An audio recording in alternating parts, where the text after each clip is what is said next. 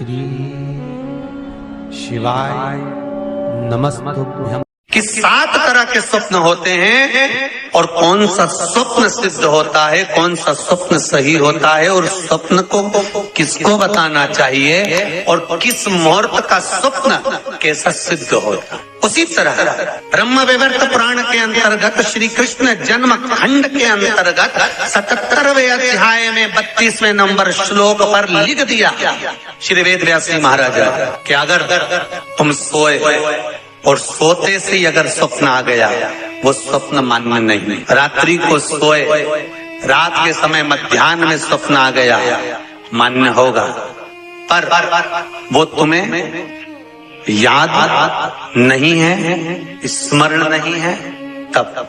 और फिर कहा ब्रह्म मुहूर्त में अगर आपने कोई स्वप्न देख लिया और स्वप्न श्रेष्ठ है, किसी से नहीं कहा, तो वो स्वप्न 2.5 महीना 3 महीने में सिद्ध हो जाता है, सम्मुख में प्रकट हो जाता है स्वप्न की भावना। हाँ, स्वप्न में अगर सांप दिख रहा है, स्वप्न में सर्प नजर आ रहा है, पान का पत्ता, तांबुल पान का पत्ता, उस पान के पत्ते पर एक लाल चंदन से सर्प बना और सर्प बनाकर उसका शिव मंदिर में स्पर्श कराकर बहते पानी में छोड़कर आ जाइए, सर्प दिखना बंद। स्वप्न में कभी नहीं दिख सकता सर्प का।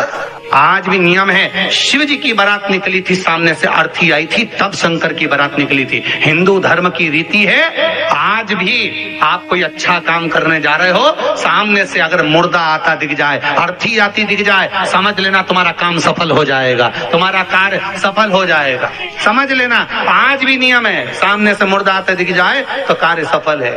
दिन में देखा हुआ स्वप्न कभी सिद्ध नहीं होता। स्वप्न में किसी मरे हुए व्यक्ति को देख लो, समझ लो कि आज कोई अच्छा काम होने वाला है। किसी अपने व्यक्ति को मरा हुआ देख लिया, समझ लेना उम्र बढ़ गई। तो इसका मतलब ये नहीं है कि तुम शमशान के पास घर बना लो। हाँ, तुम्हारा क्या भरोसा, तुम सोचो सीवर वाला महाराज बोला है कि मुर्दे को देखो तो काम सफल होता है। तुमने कहा अपन मकान ही शमशान के पास बनाएंगे, अपन तो प्लाट ही में कर देंगे, तो वहां से रोज आता जाता मुर्दा ही मुर्दा दिखेगा। इनका क्या भरोसा। किसी एक भक्त ने एक प्रश्न लिखकर भेजा था कि हमारे स्वप्न में शंकर जी का शिवलिंग दिखता है तो कैसा होता। हमने कहा इतनी सी बात के लिए तो आपको प्रश्न करने की जरूरत ही नहीं, पुराण को देख लीजिए, ब्रह्म वैवर्त पुराण उठाइए और उसका श्री कृष्ण जन्म खंड निकाल लीजिए, उसका 77वां अध्याय निकाल लीजिए, 77वें अध्याय का 32वां श्लोक निकाल लीजिए। ब्रह्म मुहूर्त में तुमने देखा, सुबह का समय, तुम्हारी बुद्धि में, तुम्हारे विवेक में अगर शिवलिंग का दर्शन हो गया है।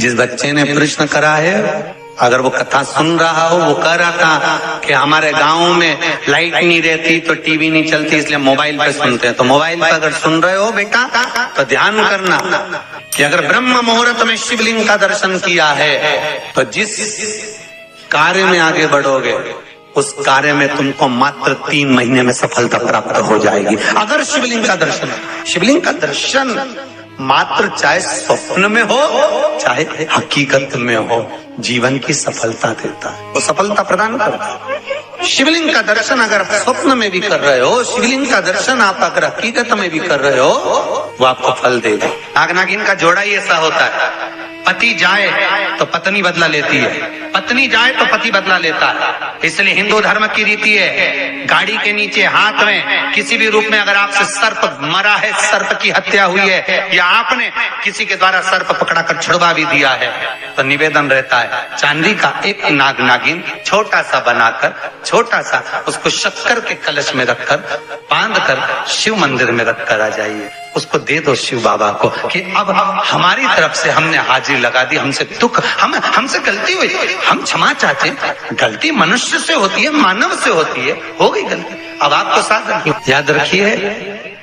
जिनको स्वप्न में सांप दिखते हो, सर्प नजर आते हो, या घर के बाहर या घर के अंदर बार बार सांप आते हो, तो भगवान शंकर की 5 लड़कियों का नाम लेकर पान के पत्ते पर चंदन से 5 सांप बनाकर शंकर भगवान को छुलाकर जिसको स्वप्न दिखते हैं उसके ऊपर से 21 बार उसार कर बहते हुए पानी में डाल दीजिए, स्वप्न में कभी सांप नहीं नजर आएंगे। जिनको रात में नींद नहीं आती हो, टेबलेट खाकर सोना पड़ता हो, रात भर नींद नहीं आ रही हो, कुछ मत करो, सोने के पहले भगवान शंकर की 5 लड़कियों का नाम 11-11 बार ले लो, पलंग पर जैसी पड़ो वैसी 11-11 बार नाम ले लो, आपको टेबलेट खाने की जरूरत नहीं पड़ेगी। ऐसी नींद आएगी कि सुबह 6 बजे भी उठना बड़ी मुश्किल से उठोगे तब उठना पड़ेगा, ऐसी चक्र नींद आती है। घर में सर्प आ रहा है, आस्तिक मुनि का स्मरण करिए। 5 लौंग, एक नाग नागिन का जोड़ा, छोटा सा, किसी भी स्थान पर ईशान कोण के अंतर्गत उसको थोड़ा सा खड्डा खोदकर 5 लौंग के साथ नाग नागिन के जोड़े को दबा दीजिए, मिट्टी पर डाल दीजिए।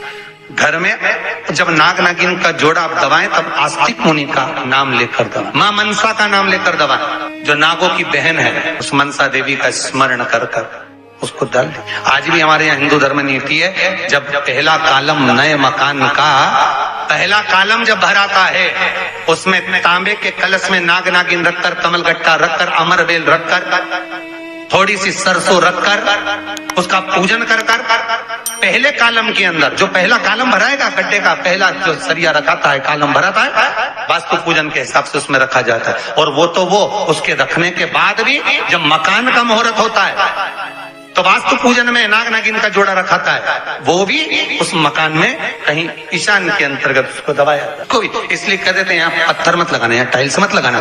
पंडित जी से पूछोगे तो ब्राह्मण बता देगा ये जगह पर टाइल्स ना लगाइए, इस जगह पर पत्थर ना लगाइए, यहाँ पर वो गोला रखा जाएगा, यहाँ पर वो नाग नागिन का जोड़ा रखाएगा वास्तु पूजन के बाद। 4 लोहे की कील, नागफणी की, वास्तु पूजन में चारों मकान में चारों तरफ लगाई जाती है। क्यों लगाते हैं?